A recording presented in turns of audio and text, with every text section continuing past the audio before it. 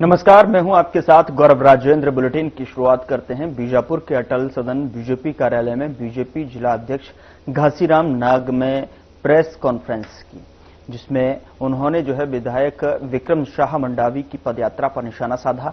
घासीराम नाग ने कहा कि विक्रम शाह मंडावी प्रभावित गांवों के ग्रामीणों के साथ पदयात्रा न करें, अपनी लाज बचाने दूसरे गांव के ग्रामीणों के साथ शक्ति प्रदर्शन करते हैं। ये बड़ी दुर्भाग्यपूर्ण विषय है। उन्होंने और क्या कुछ कहा, आपको सुनाते हैं।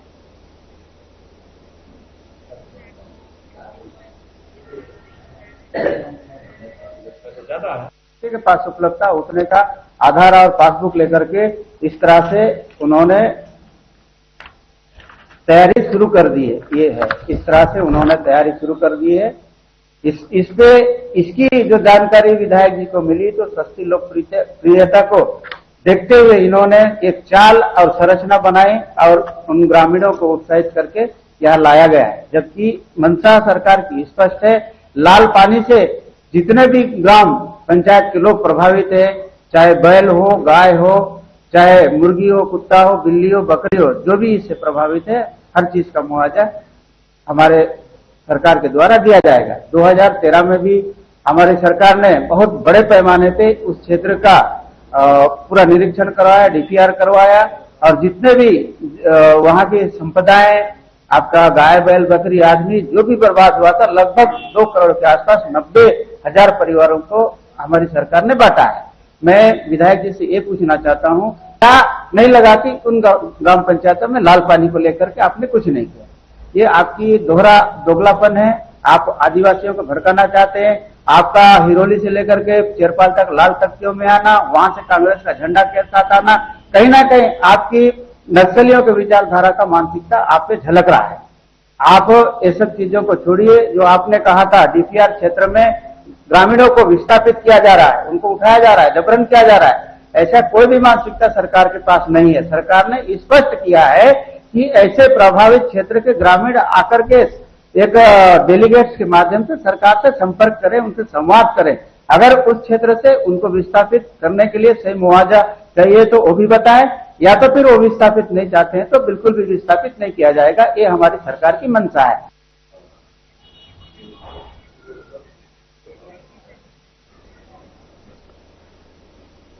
छत्तीसगढ़ कामधेनु विश्वविद्यालय में 17 से 19 सितंबर 2025 तक आयोजित बकरी पालन प्रबंधन एवं उद्यमिता विकास प्रशिक्षण कार्यक्रम का सफल समापन हुआ। इस कार्यक्रम का आयोजन पशु चिकित्सा एवं पशुपालन महाविद्यालय अंजोरा में किया गया। बता दें कि जिसमें प्रदेश के विभिन्न जिलों से लगभग 65 प्रशिक्षणार्थियों ने भाग लिया। कार्यक्रम का मार्गदर्शन कुलपति डॉक्टर RRB सिंह ने किया, जबकि अधिष्ठाता और निदेशक डॉक्टर संजय शाक्य के निर्देशन में इस कार्यक्रम का आयोजन हुआ। साथ ही आपको बता दें कि इस प्रशिक्षण कार्यक्रम का मुख्य उद्देश्य बकरी पालन प्रबंधन और उद्यमिता विकास के क्षेत्र में किसानों और उद्यमियों को उन्नत तकनीकियों और प्रबंधन कौशल से प्रशिक्षित करना था।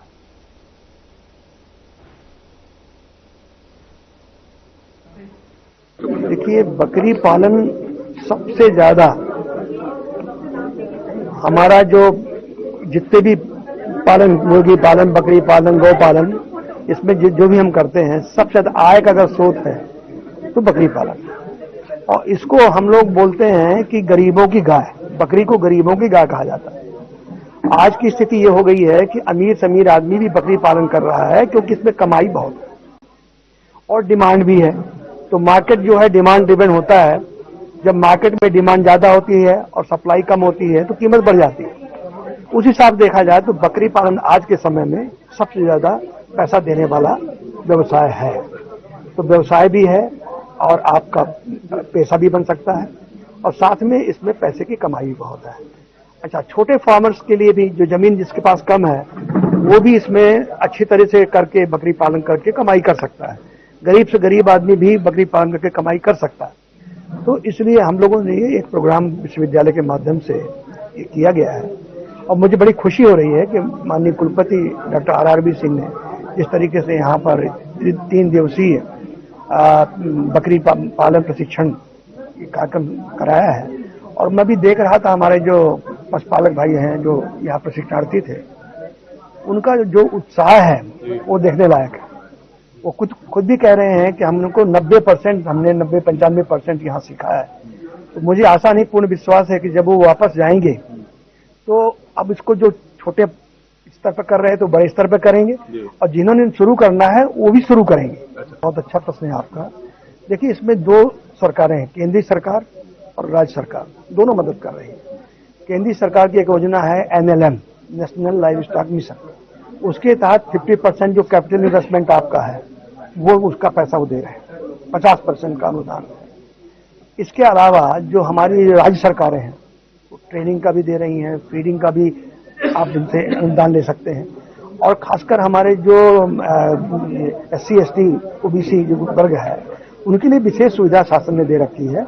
अगर वो चाहें तो शासन में जाके गवर्नमेंट के लेवल पे, डिप्टी डायरेक्टर लेवल पे चर्चा करके अनुदान स्वीकृत करा सकते हैं और इसके बाद वो कार्यक्रम शुरू कर सकते हैं। ट्रेनिंग यहाँ मिल जाएगी। एक आखिरी सवाल, आप पूर्व कुलपति रहे हैं जी विश्वविद्यालय की, करीब 35 साल आपने अपनी जिंदगी की दी है। आज आप आए हैं, किस तरह से पूरा विश्वविद्यालय आपको मिला और क्या चुनौतियां हैं जो आगे पूरी होनी चाहिए इस विश्वविद्यालय पे? देखिए, जैसा कि मैंने अपने वक्तव्य में भी बोला था कि हम लोगों ने शुरू किया था यहाँ पर, स्टार्टिंग किया 0 से, कुछ नहीं था, विपरीत परिस्थितियां थी। आज जब इसको हरा भरा, काफी बिल्डिंग सब देख रहे हैं और कार्यक्रम हो रहे हैं, सबसे बड़ी बात है बिल्डिंग मायने नहीं रखती, वहाँ किस तरीके से कार्यक्रम आयोजित किए जा रहे हैं, किस तरह प्रशिक्षण दिए जा रहे हैं, किसानों को सीधा कैसे विश्वविद्यालय लाभ दे रहा है, ये महत्वपूर्ण है। और किसान बढ़ चढ़ के हिस्सा लें, किसान की कोई भी समस्या पशुपालन संबंधित हो, उनके लिए एकमात्र एक स्थान ये है कामधेनु विश्वविद्यालय, जो उनकी मदद करने के लिए हमेशा तत्पर रहता है। और ऐसी व्यवस्था इसमें बनाई गई है कि आने वाले समय में भी आगे एक प्रगति दिनोत्तर करता रहेगा और किसानों को लाभ देने का प्रयास हुआ। चलिए, आप सबका धन्यवाद जो कि आप इतना प्रशिक्षण कार्यक्रम को कवरेज करने के लिए आए हैं। एक्चुअली इसमें छत्तीसगढ़ के ऑलमोस्ट सुकमा, कोंटा से लेकर अंबिकापुर, सूरजपुर तक के जो पशुपालक किसान, बकरी पालक किसान लोग यहाँ पे 3 दिवसीय प्रशिक्षण में आए हुए हैं।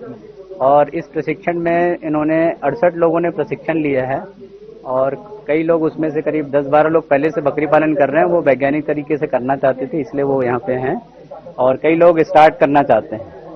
जैसा कि विदित है कि हमारा जो भारत सरकार की तरफ से एक NLM की स्कीम चल रही है, नेशनल लाइव स्टॉक मिशन, उसमें बकरी पालन में 10 लाख से लेकर 50 लाख तक की सब्सिडी का प्रोविजन किया गया है। उसी के कारण से हमारे जो छत्तीसगढ़ के किसान हैं वो प्रशिक्षण लेने के लिए इच्छुक रहते हैं और हमारे यहाँ रेगुलर ट्रेनिंग चलती है। ये 12वां प्रशिक्षण है और प्रशिक्षण का रिस्पांस अच्छा है, किसान लोग भी काफी सीख के जा रहे हैं। मैं तो चाहूंगा कि आप 1-2 किसान लोगों से भी स्टेटमेंट ले लीजिए। धन्यवाद। हम लोग परमिशन लेते हैं, उसके बाद ये हम लोग पेपर में भी देते हैं और मेरा 2 व्हाट्सएप ग्रुप है जिसमें करीब 1500-1600 किसान जुड़े हुए हैं। वही किसान लोग दूसरे किसान लोग को इन्फॉर्मेशन देते हैं। साथ ही साथ मेरे डॉक्टर्स लोग का भी ग्रुप है और हमारा प्रोफेसर लोग का ग्रुप है, तो उस ग्रुप में हम लोग मैसेज डालते हैं और लोकल न्यूज में भी आप ही लोग का सहयोग रहता है। लोकल न्यूज में हम लोग देते हैं, विज्ञापन रहता है कि हमारा ट्रेनिंग कराने वाले हैं, तो वो ट्रेनिंग होती है। मैं डॉक्टर रामचंद्र रामटेके, यहाँ पे असिस्टेंट प्रोफेसर हूँ एनिमल न्यूट्रिशन डिपार्टमेंट में और प्रशिक्षण में करवाते रहते हैं, प्रशिक्षण करवाते रहते हैं। बकरी पालन के बारे में मैं जो जानकारी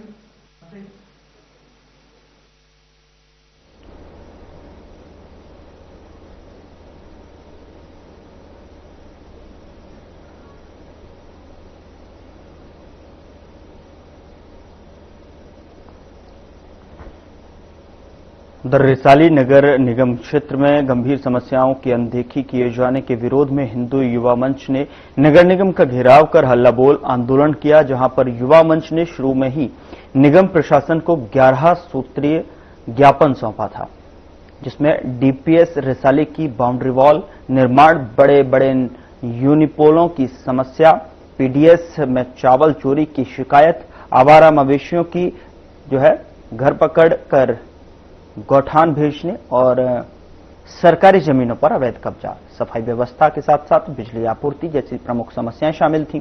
बता दें कि ज्ञापन सौंपने के 1 महीने बाद जो है प्रशासन ने किसी भी तरह की कोई ठोस कार्यवाही नहीं की, जिसके विरोध में हिंदू युवा मंच के कार्यकर्ताओं ने नगर निगम का घेराव कर मेयर को चेतावनी देते हुए कहा कि अगर 1 महीने के भीतर निगम प्रशासन ने मांगों पर ठोस कदम नहीं उठाए तो हिंदू युवा मंच सड़कों पर प्रचंड प्रदर्शन करेगा।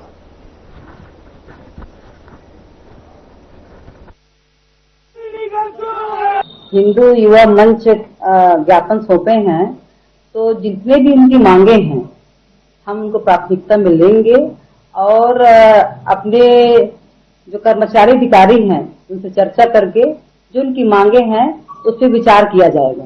अगर भ्रष्टाचार का आरोप लग रहा है तो उनको संज्ञान में लेते हुए मैं जो भी अधिकारी कर्मचारी हूँ उन पे जरूर मैं अंकुश लगाऊंगी और ऐसा बिल्कुल मैं होने नहीं दूंगी। पहले भिलाई निगम हुआ करता था, भिलाई से रिसाली निगम के गठन के आदरणीय श्री माननीय श्री रामदास साहू जी ने और लगातार 4 वर्षों से उन्होंने लगातार विकास कार्य किए और ऐसा विकास कार्य किए कि रिसाली निगम की तस्वीर ही बदल गई। तस्वीर के साथ साथ मूलभूत सुविधा, सड़क, बिजली, पानी जो सुविधा मिलनी चाहिए जनता को वो बराबर मिलता रहा, पर अभी विकास की गति थोड़ी थम गई है। हम तो चाहते हैं कि विकास लगातार हो और जनता को सुविधा मिलती रहे। अभी देखा जाए तो हमारी पार्षदों का जो पार्षद निधि होती है, महापौर निधि, पार्षद निधि होती है, 2024 और 25 में जो पार्षद निधि होती है 6 लाख, वो 3 लाख दिया गया है। महापौर निधि को पूरा नील कर दिया गया है। जैसे मूलभूत सुविधाएं हैं, जिस वार्डों में पार्षदों के द्वारा मांग किया जाता है, तो जो महापौर निधि होती है तो थोड़ा थोड़ा मांग के अनुसार वार्डों में विकास कार्य के लिए फंड दिया जाता है, पर ये संभव नहीं हो पाया। जी समय अभी तो मैं अपने MISU को लेकर मैं सभी पार्षदों को मैं सूचना कराई थी कि आप लोगों का जो निधि नहीं मिला है उन पे चर्चा करना है और सभी जितने 40 वार्डों के पार्षद है सबको फोन के माध्यम से मैं सूचना कराई थी, पर कुछ पार्षद को समय मिला, साथ गए भी हैं और आदरणीय उप मुख्यमंत्री, नगरीय प्रशासन मंत्री से हमारी बातचीत भी हुई है। हम लोग विगत कई वर्षों से रिसाली निगम से लगातार ज्ञापन दे रहे हैं, इन लोगों को सूचना दे रहे हैं। यहाँ पे कई तरह की समस्याएं है रिसाली में और निगम प्रशासन केवल कमीशन लेने में लगा हुआ है, बाकी आम जनता की समस्याओं की तरफ कभी कोई ध्यान नहीं दिया। यहाँ पे लगातार हमने यूनिपोल के कारण में कितनी दुर्घटनाएं हुई है, मवेशी सड़क पे बैठे रहते हैं, उनके कारण कितनी दुर्घटनाएं हुई, उसके लिए समय समय पे हमने निगम प्रशासन को अवगत कराया है, लेकिन उन्होंने कभी ध्यान नहीं दिया। डीपीएस की समस्या है, डीपीएस की जो बाउंड्री वॉल है वो पूरा सड़क से लगी हुई है ना, उसके कारण बिल्कुल जगह रहती नहीं है सड़क में और उसमें दुर्घटनाओं की संभावना लगातार बनी रहती है। लगातार इस संबंध में हमने यहाँ के कमिश्नर मैडम को, आपके महापौर मैडम। यहाँ रुक रहे हैं एक छोटे से ब्रेक के लिए। ब्रेक के उस पार खबरों का सिलसिला लगातार जारी है।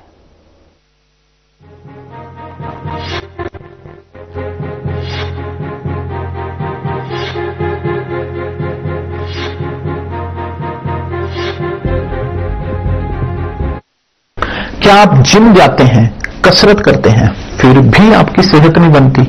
काजू, बादाम, किशमिश, मेवे, प्रोटीन के डिब्बे खाते हैं फिर भी कुछ असर नहीं होता, तो इसका मतलब है आपका पाचन तंत्र खराब है। और जब तक के पाचन तंत्र दुरुस्त नहीं होगा, आप जितना मर्जी अच्छे से अच्छा खा लो, आपकी सेहत नहीं बन सकती। इसलिए हमारी संस्था सन्यासी आयुर्वेदा ने एक ऐसी दवा का निर्माण किया है जो कि आपके लिवर, आपके पाचन तंत्र को दुरुस्त करने का काम करती है, ताकि आप जो भी खाएं उसका पूरे का पूरा निचोड़ आपके शरीर को लगे, आपकी भूख बढ़े, खाया पिया सही से लगे, नया खून बने, हड्डियों में जान आए, वजन बढ़े और आप मोटे तगड़े खूबसूरत पर्सनैलिटी के मालिक बन जाएं। सिर्फ 699 रुपए की पूरे 1 महीने की दवा होती है और आप इसे घर बैठे 011-45454545 पर फोन करके दवा मंगवा सकते हैं।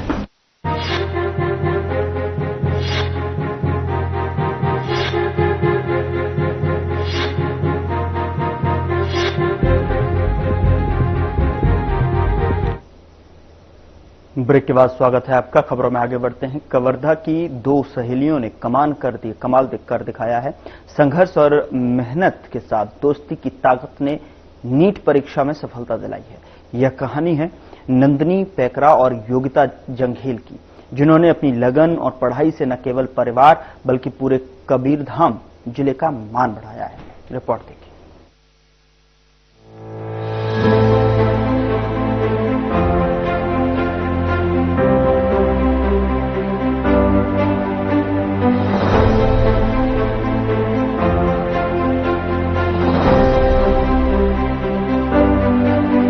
कबीरधाम जिले की दो सहेलियों ने मेहनत, लगन और दोस्ती की ताकत से नीट परीक्षा में सफलता हासिल की, अपने जिले का नाम रोशन किया है। नंदिनी पैकरा और योगिता जंघेल ने एक ही घर और एक ही कोचिंग से पढ़ाई करी और दोनों की उपलब्धियां प्रेरणा का स्रोत बन गई। नंदिनी ने 720 में से 329 अंक प्राप्त कर मेडिकल कॉलेज में प्रवेश पाया, जबकि योगिता ने 720 में से 499 अंक लाकर ऑल इंडिया रैंक 5341 हासिल की। दोनों सहेलियों ने कहा कि उनकी सफलता का सबसे बड़ा कारण एक दूसरे के साथ और प्रेरणा देना रहा। उन्होंने लगातार पढ़ाई और सेल्फ स्टडी के साथ कोचिंग का भी लाभ उठाया। ये कहानी साबित करती है कि सच्ची दोस्ती, आत्मविश्वास और मेहनत से किसी भी चुनौती को पार किया जा सकता है। शायद सरकार की तरह स्थानीय समुदाय भी ऐसे प्रेरक उदाहरणों को सराहा है, जो आने वाली पीढ़ी के लिए मार्गदर्शन बने। मेहनत की रोशनी जब सपनों से मिल जाती है तो कामयाबी खूब सामने आ जाती है। एक ऐसे दो दोस्तों की कहानी आपको बताने जा रहा हूं जो एक ही छत के नीचे दोनों ने नीट क्लियर कर लिया है। इस वक्त मैं उन दोनों जो सहेलियां उनसे बातचीत करने के लिए मैं पहुंच चुका हूं। मेरे जो लेफ्ट और राइट में दोनों बैठी है, जो दो सहेलियां हैं और एक साथ एक ही छत के नीचे तैयारियां करती थे। एक का नाम नंदनी है और एक का नाम योगिता है नहीं? तो आइए हम दोनों सहेलियों से बात करते हैं। सबसे पहले तो आप नीट क्लियर किए हैं, सबसे पहले तो आपको बधाई हमारे चैनल की तरफ से। अच्छा नंदनी, सबसे पहले आपका रिजल्ट आया और आपने रिजल्ट देखा, कैसा महसूस कर रहे थे उस समय? मेरे को लगा नहीं था मेरा हो पाएगा। अच्छा। क्योंकि मार्क्स मतलब उतना ज्यादा नहीं आया था, लेकिन इस साल थोड़ा टफ था, सब बोल रहे थे और बोल रहे थे कि हो जाएगा सिलेक्शन। तो मैं एक्सपेक्ट नहीं की थी, इसलिए मैं ऑलरेडी बैच खरीद के रखी थी। एक ऑनलाइन बैच खरीदी थी, लेकिन फिर अभी काउंसलिंग में हम लोग फॉर्म फिल किए तो मतलब मेरा लकीली हो गया सिलेक्शन। तो मैं मतलब कि बता नहीं सकती कैसे फील करी थी, क्योंकि मेरे को लगा नहीं था, लेकिन हो गया तो मैं खुश हूँ बहुत। अच्छा, योगिता से हम बात करने की कोशिश करते हैं। योगिता जी, सबसे पहले आपको बधाई। मेरे को ये बताइए कि जब आपने रिजल्ट देखा तो उस समय कैसा महसूस कर रही थी? जैसे कि आप जानते हैं कि नीट जो 2025 एग्जाम था वो काफी ज्यादा टफ था। तो मार्क्स देकर के हर एक स्टूडेंट को ये फील हो रहा था कि कैसा मतलब मार्क्स के अकॉर्डिंग हमको कॉलेज मिलेगा कि नहीं मिलेगा, रैंक क्या होगा। लेकिन जब रैंक आया तो हमको पता चल गया कि हाँ ये हमको मिल सकता है कॉलेज, कोई ना कोई कॉलेज तो मिल ही जाएगा। तो इसलिए हमको खुशी हुआ कि हाँ हमको कॉलेज मिल रहा है, एटलीस्ट एक गवर्नमेंट कॉलेज, क्योंकि मिलना सबसे बड़ी बात होती है। इसलिए हम बहुत ज्यादा खुश हुए, मिठाई वगैरह खाए और फैमिली भी बहुत ज्यादा खुश हुई। तो मेरे को तो बहुत अच्छा लगा, क्योंकि मेहनत बहुत ज्यादा होती है और कोशिश बहुत लगता है, इसलिए हार्ड वर्क बहुत ज्यादा इम्पोर्टेंट होता है इस एग्जाम में। तो मेरे को बहुत ज्यादा अच्छा लगा। अच्छा नंदनी जी, ये बताइए सबसे पहले आप जब नीट की तैयारी करने के लिए गए होंगे और कब से डॉक्टर बनने की सपना देख रहे थे? मैं जब स्कूल में थी तो मौसा का तबीयत खराब हो गया था, वो रायपुर में एडमिट थे, तो उनसे मिलने गए थे। तो वहाँ डॉक्टर्स को मैं बात करते हुए देखी और वो नर्सेज भी थे वहाँ पर, उनको भी बात करते हुए देखी। तो मेरे को लगा कि इसमें मैं कर सकती हूँ। वैसे मैं कॉन्फिडेंट उतनी नहीं थी, क्योंकि मेरे को हमेशा से सोशल एंजाइटी होता ही था, लेकिन फिर देखी कि मैं मतलब इसमें जाकर अच्छे से कर सकूंगी, सीख सकूंगी, तो इसको मैं चूज कर लेती हूँ। फिर अभी मैं प्रिपेयर भी कर रही थी तो बुआ का तबीयत भी खराब हो गया था, तो उनको भी देखने गए थे। तो वहां पे लगा कि मेरे को कुछ करना चाहिए, तो मैं इस फील्ड को चुनी। अच्छा योगिता जी, सबसे पहले तो ये बताइए, नीट बहुत कठिन चीज है। सबसे पहले तो फिजिक्स और केमिस्ट्री में ज्यादा दिक्कतें आती थी। आपको कौन कौन से सब्जेक्ट में ज्यादा दिक्कत आती थी? फिजिक्स में मेरे को बहुत ज्यादा दिक्कत होता था, क्योंकि फिजिक्स में कैलकुलेशन ज्यादा रहता था। और इस बार जो नीट 2025 में फिजिक्स था वो सबसे ज्यादा हार्डेस्ट था अभी तक की जो नीट हिस्ट्री है उसमें। तो फिजिक्स में मेरा पहले से ही वीक था, मेरे को उसमें मेहनत ज्यादा करना पड़ा। और बायो तो मेरा मतलब पसंदीदा ही सब्जेक्ट था। केमिस्ट्री मेरा वीक था, लेकिन समय के साथ जब मैं प्रैक्टिस करना स्टार्ट करी तो मुझे काफी ज्यादा इंटरेस्टिंग लगने लग गया, एक गेम की तरह ही लगने लग गया था। तो फिजिक्स सबसे ज्यादा टफ था मेरे लिए। अच्छा, रोजमर्रा के दिन में कितने घंटे पढ़ाई को समय देती थी? मैं मतलब फिक्स नहीं रहता था, जब अगर मेरा मन कर रहा तो मैं ज्यादा ही पढ़ लेती थी, और कभी मन नहीं करता ना तो जितना लग रहा उतना करती थी, क्योंकि अगर मैं एक्स्ट्रा करने बैठती थी ना, या कोई भी एक्स्ट्रा करने बैठेगा तो उनको समझ भी नहीं आएगा और टाइम बस वेस्ट होता था, तो मैं इसमें कोई और एक्टिविटीज वगैरह करती थी। अच्छा, कितना आपका अटेम्प्ट था, कितने अटेम्प्ट में आपने क्लियर किया? मेरा ये 3rd अटेम्प्ट था, और फर्स्ट क्या है, लास्ट ईयर मेरा हो गया था। मतलब मैं बहुत ज्यादा पास में थी अपने सिलेक्शन के, लेकिन 3 नंबर से मेरा रह गया। तो मैं सितंबर के समय में, सितंबर नहीं अक्टूबर में ही मैंने फिर से प्रिपरेशन स्टार्ट किया। बहुत ज्यादा टाइम हो चुका था इसके लिए, तो मेरे को थोड़ा कवर करने के लिए ज्यादा मेहनत करना पड़ा, ये था। अच्छा, मटेरियल में क्या क्या यूज करती थी उस समय? मैं कोचिंग के मटेरियल्स यूज करती थी, और यूट्यूब के कुछ लेक्चर्स, कोई डाउट रहता था तो उसमें से देखती थी, और बाकी पूरा कोचिंग के टेस्ट वगैरह सब देती थी। अच्छा, पढ़ाई को कितने समय देती थी लगभग? मेरा जो बाकी का जो एक्टिविटी है वो सब निकाल करके मैं सिर्फ और सिर्फ पढ़ाई में ही ध्यान दे करती थी। ऐसे कुछ भी और अदर करिकुलर एक्टिविटीज में मैं पार्टिसिपेट नहीं करी हूँ, मतलब इस नीट प्रिपरेशन के दौरान में। और बाकी घंटे मैं कभी नहीं गिनी हूँ कि मैं कितना घंटे पढ़ाई करती थी। बाकी जो नॉर्मल जो एक्टिविटी होती है हमारी, नहाना, फिर उसके बाद खाना वाना, ये सब चीज के अलावा मैं सिर्फ पढ़ाई करा करती थी। अच्छा, पढ़ाई में किस तरीके से मेंटेनेंस करती थी? एक तरफ परिवार के लोगों का जो शोर आता था, हल्ला गुल्ला आता था, एक तरफ आप पढ़ाई करती थी एक तरफ। मैं बाहर पढ़ रही थी, बाहर कोचिंग कर रही थी, भिलाई में कर रही थी। कोचिंग कौन सी कोचिंग? आकाश। तो वहाँ पर मैं अपनी रूममेट के साथ रहती थी, और मेरे को वहाँ मेरे पेरेंट्स से बात भी करती थी, तो वो मेरे को सामने से कॉल नहीं करते थे। अगर मेरे को बात करना रहता था तो मैं उनको सामने से लगाती थी, तो वो वैसे डिस्टर्ब नहीं करते थे मेरे को। अच्छा, मटेरियल कौन कौन सी यूज करते थे आप? मैं भी आकाश इंस्टीट्यूट से ही पढ़ी हूँ। मैं फिजिक्स के लिए डीसी पांडे यूज करती थी और एनसीईआरटी पर फोकस करती थी। बायो के लिए तो टोटली एनसीईआरटी पर ही फोकस करती थी। कुछ क्वेश्चंस जो हमको प्रैक्टिस करने रहते हैं, पीवाईक्यूज वगैरह, ये सब मैं सैंपल पेपर वगैरह किया करती थी एमसीक्यू में। और केमिस्ट्री में भी टोटली मैं अपना जो एनसीईआरटी है उसी पर ही फोकस करती थी। अच्छा, ये मेरे बताइए नंदनी जी, सबसे पहले तो कहते हैं कि सेल्फ स्टडी बहुत ही अच्छा होता है। सेल्फ स्टडी पर विश्वास करती है कोचिंग पर? सेल्फ स्टडी पर। और क्योंकि कोचिंग में मतलब टीचर्स बताते थे, लेकिन अगर उसको हम लोग रोज आकर सेल्फ स्टडी मतलब खुद से ना पढ़ेंगे तो अच्छे से हम लोग को याद नहीं रहेगा, और उसको डेली रिवीजन करना पड़ता है। और अगर कोचिंग में ही बस जा रहे हैं और वहाँ सुन के बस आ जा रहे तो वो अच्छे से नहीं कर पाएंगे। अच्छा, मेरे को ये बताइए योगिता जी, डॉक्टर बनने का सपना कब से था? मेरा ये सपना बचपन से तो बिल्कुल नहीं था, क्योंकि छोटे जब बच्चे होते हैं तो उनका मन चंचल होता है। तो कभी कभी हमको क्या है, कभी कभी हमारा मन भटकता है कि हमको सिंगर बनना है, डांसर बनना है। तो ये मेरा था, मेरे को हमेशा आर्ट्स जो होता था, जैसे कि कोई आर्ट्स को लेकर के एक्टिविटीज होती सिंगिंग के लिए, तो मैं सोचती थी मेरे को सिंगर बनना है। मैं जब लॉकडाउन जब हुआ, कोविड आया, तो उस समय मैं देखी कि डॉक्टर्स का जो इम्पोर्टेंस है वो कितना ज्यादा है और डॉक्टर्स की कमी कितनी है। और मुझे बायो में इंटरेस्ट भी बहुत अच्छा आने लग गया था 10th के बाद। तो मैं सोची कि मेरे को डॉक्टर बनना है, क्योंकि डॉक्टर्स का जो इम्पोर्टेंस है वो सबसे ज्यादा है, और यहाँ पर डॉक्टर्स की कमी है, और अच्छे डॉक्टर्स की तो ज्यादा कमी है। तो ये कोविड के समय मेरे को ज्यादा महसूस हुआ, इसलिए मैं डॉक्टर बनना चाही थी। अच्छा, इन्फेक्शन में कौन सा डॉक्टर, मतलब जो एरिया क्राइटेरिया होता है, अलग अलग डॉक्टर बनने का फील्ड होता है, कौन से चुनेंगी आप? अभी तो मेरे को ज्यादा फील्ड्स के बारे में देखी नहीं हूँ, मैं 3-4 फील्ड्स के बारे में देखी हूँ। न्यूरो सर्जरी, कार्डियो सर्जन, तो मेरे को कार्डियो सर्जरी में ज्यादा इंटरेस्ट आया था, तो मैं इसमें जाना चाहूंगी। लेकिन अगर मेरा ओपिनियंस भी चेंज लगते, क्योंकि कॉलेज में जाने के बाद और पता चलता है कि आप किस फील्ड के लिए सुटेबल हो आगे जाने के लिए। अच्छा, आप नीट क्लियर कर लिए, इनका पूरा श्रेय किसको जाता है? मैं इसमें अपने मम्मी पापा, खास करके अपने चाचा, क्योंकि मम्मी पापा का तो रोल बहुत ज्यादा ही रहता है, ये तो सबको पता है, लेकिन मेरे चाचा का भी रोल बहुत ज्यादा है। जब भी मेरे को कुछ भी इमरजेंसी आती थी, तो जैसे मेरे मम्मी पापा इधर बाहर रहते हैं तो वो नहीं कर पाते थे, तो उसमें मेरे चाचा तुरंत पहुंच जाते थे। जैसे कभी तबीयत खराब हुआ, मुझे कुछ जरूरत पड़ी, तो चाचा भी पहुंच जाते थे। मेरी दादी है, मेरे दादा, इनका आशीर्वाद भी मेरे लिए बहुत ज्यादा इम्पोर्टेंट था। तो मेरी जो फैमिली है वो भी मेरे काफी ज्यादा सपोर्टिव थे। मैं सिंगल गर्ल चाइल्ड हूँ, तो और भी ज्यादा वो लोग मुझे सपोर्ट करते थे कि पढ़ाई बहुत अच्छे से करनी है और सेल्फ डिपेंडेंट बनना है। अच्छा, टाइम मैनेजमेंट कैसे करती थी?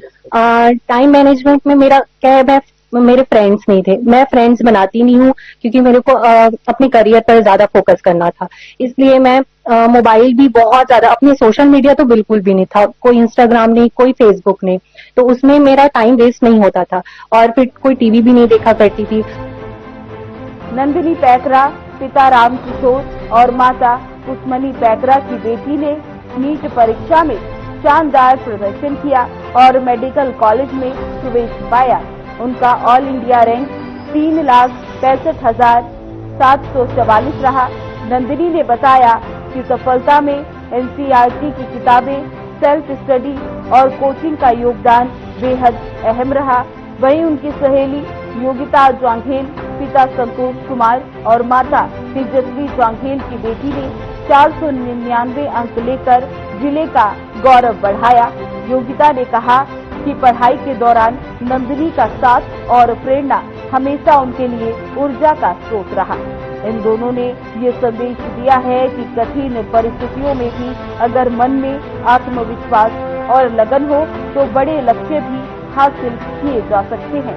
उनके इन प्रयासों ने न केवल परिवार बल्कि पूरे जिले में खुशी और गर्व। फिलहाल बुलेटिन में इतना ही। नमस्कार।